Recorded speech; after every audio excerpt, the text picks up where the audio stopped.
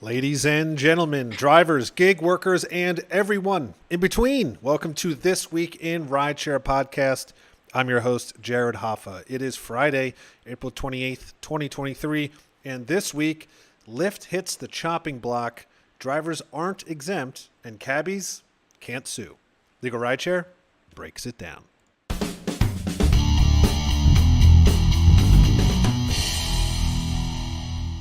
And as always, from Legal Rideshare, I'm joined by the co-founder and lead attorney, Bryant Greening. Bryant, happy Friday. Happy Friday. Great to be back. Great to be back in this wonderful winter week we've had.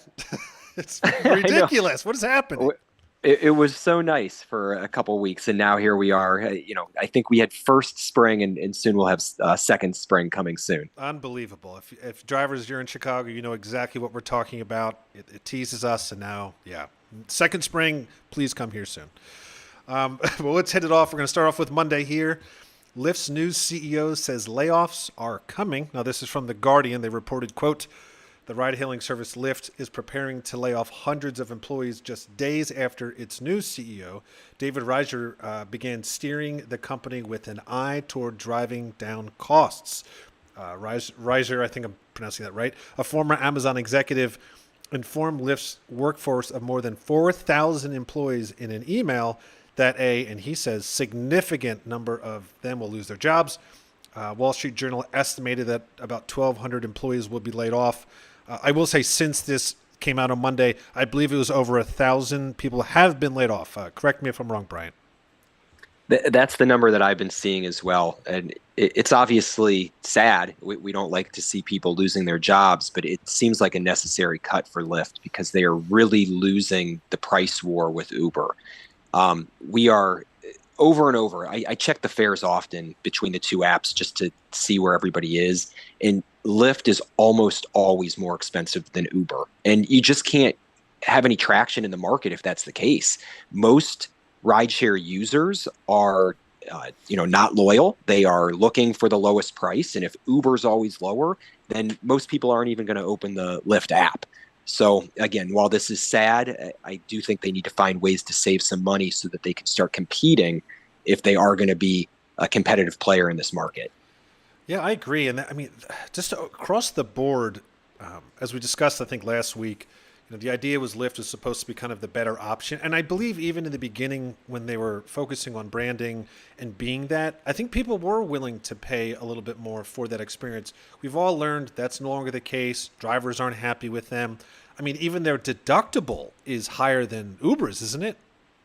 Well, right now they're the same. Oh, okay. The deductibles are the same, and they're offering the same levels of insurance. But I can tell you that both Uber and Lyft insurance coverage has gotten worse over the years, and I think that relates to the cost of the insurance. So they're both looking at ways to pinch pennies and save money, and we've seen them make cuts all across the board, and these layoffs are just the next level of that. Yeah, and we'll see what he does moving forward. This is step one, so hopefully this doesn't become a slash at drivers down the road. Let's head off into Tuesday. Chinese EV giant says autonomous driving is basically impossible. Now, this is from Inside EVs. They added, quote, BYD, which is China's largest electric vehicle seller, believes that fully autonomous driving is basically impossible and that the technology behind such driving assistance systems would be better suited to manufacturing. He apparently told us to reporters at the 2023 Shanghai Auto Show. He's calling it a false proposition, and it'd be really difficult to do anywhere near the near future. Kind of what we're seeing across the board, Brian. That's what history has shown us so far.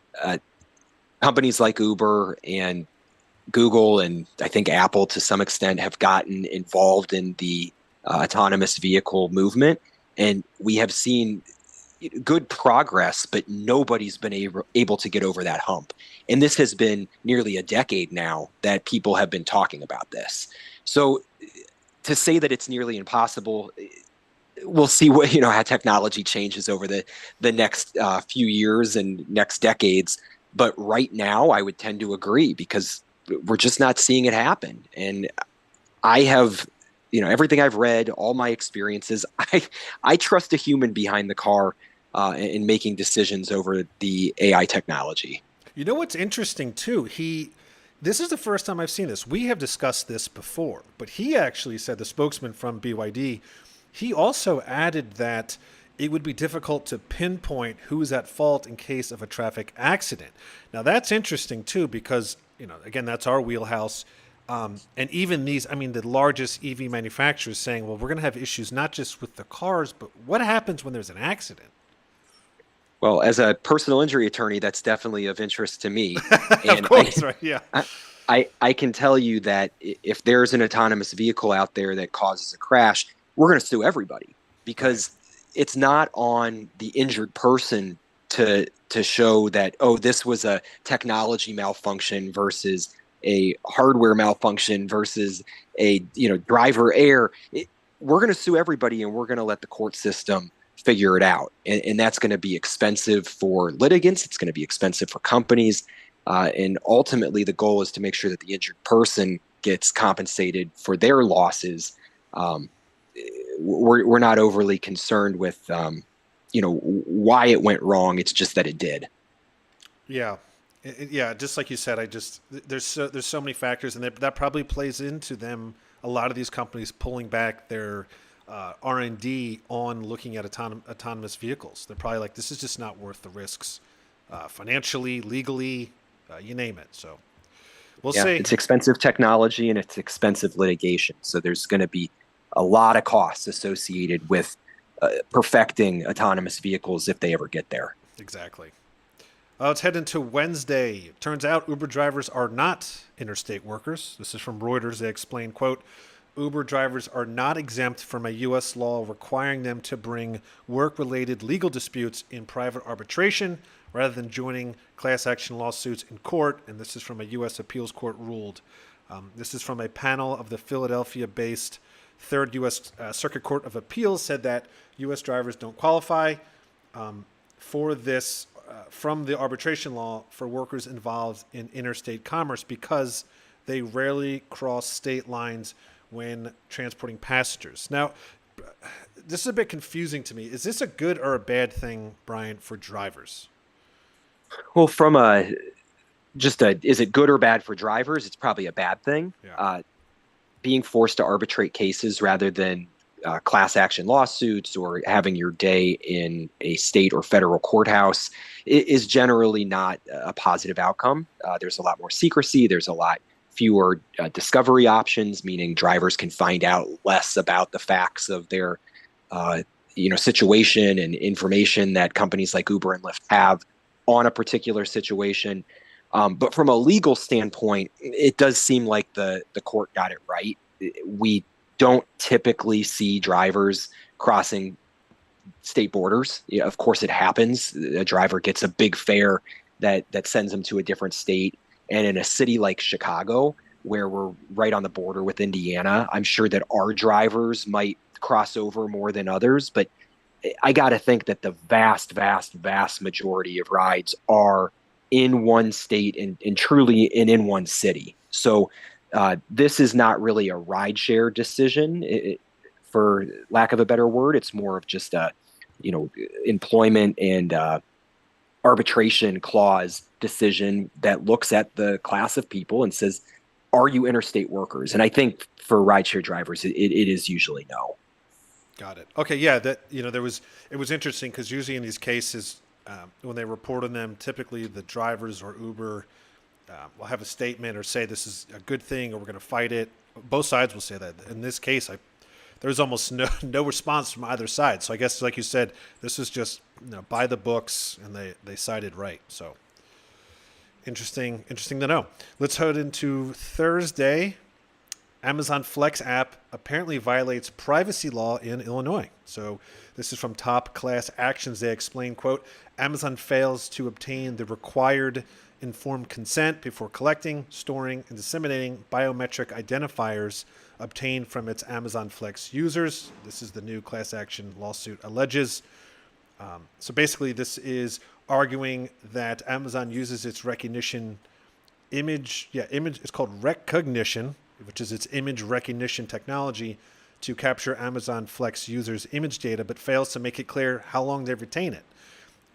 This is interesting. I know this is focused on the the user side, but I wonder if this is going to have any implications just even for Amazon Flex drivers.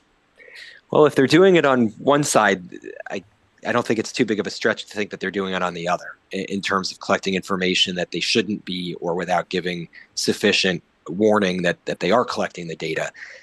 This is going to be expensive for Amazon. When these sorts of violations are uncovered, you do see class action lawsuits. And there have been social media companies that have recently had huge settlements, even in Illinois, where the average user of a website gets their information taken without their consent and used inappropriately. And the companies have to write big checks, and people who have been harmed as a result receive compensation. So I would certainly be looking at litigation in the near future. And I think that, as you mentioned, it's probably not going to stop just with the consumer. It might very well transfer over to the worker. Yeah, well, it'll be interesting to see how this plays out. I mean, this just got exposed, and it's right here in Illinois. So, yeah, I mean, we'll see. This could start to unravel even at a national level if it's starting here. I mean, I can't imagine Illinois is the only state that they're doing this. Obviously, I wouldn't think so. I think that their practices are probably the same everywhere that they operate. Obviously, we can't confirm that, but it just seems like, why would they do it one way in Illinois and another way in Indiana or Wisconsin? right.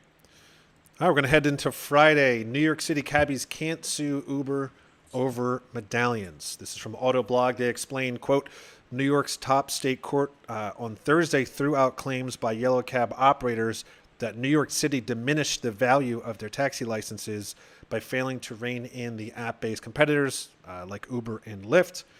The New York's Court of Appeals, in a unanimous ruling, said the city's Taxi and Limousine Commission, TLC, never promised yellow cab companies that it would take steps to protect the value of their licenses.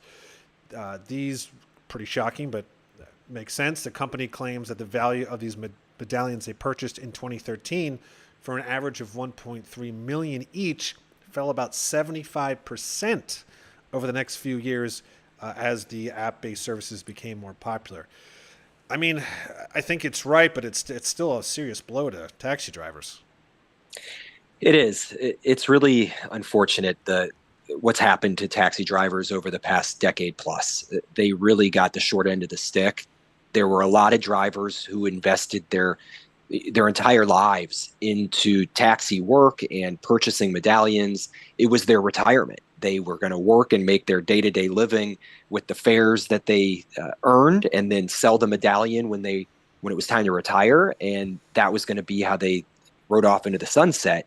And when companies like Uber and Lyft were allowed to come in and really break all the rules and mess up the system, those medallions plummeted in value and frankly will never recover. So from a human perspective, this is awful. And I don't know that Uber and Lyft can necessarily be held accountable for the plight of the taxi industry legally. They're certainly responsible as a player in that space, but legally speaking, it was up to the government to enforce the rules, and it was up to the government to decide what was legal or allowable in their jurisdictions. And here we saw most big cities just do nothing when these companies started changing the playing field. So claims against Uber, I don't really see it in terms of anything with legal footing, but I do feel for the taxi industry. Yeah, I do too, and it's well said. I mean, it really was up to the local governments to step in, and some have now, but kind of too little, too late. Kind of leaves them out high and dry, which it's terrible, and I don't see them ever recovering, and that's it's terrible. It's their livelihoods. So, but yeah, before we head off into the weekend, I'm going to give you the floor, Bryant, and then we'll be off. Just a reminder that if anything happens this weekend, if you're in an accident, sustain an injury on the job, Legal Rideshare is always available for a free consultation. You can reach us through our website, LegalRideshare.com. You can email us at help@LegalRideshare.com. And we are always here to fight for you for any damages that you sustain while on the road. Awesome. Well, thank you, Bryant. And as I like to always end these segments, that is the end of this week in Rideshare. See you next week.